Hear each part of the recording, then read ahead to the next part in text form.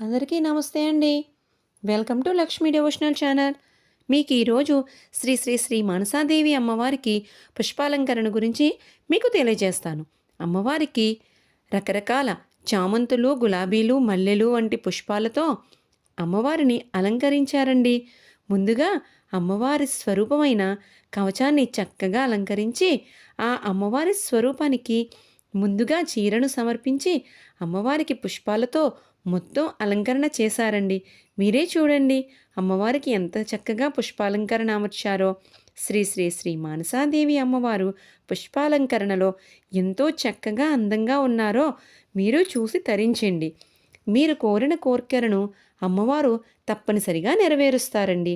ఈ బంగారు తల్లి చల్లని చూపులు మన మీద పడితే చాలు, అంతా శుభమేనండి. ఈ అమ్మ స్వరూపం సర్వమంగళ స్వరూపం, సర్వ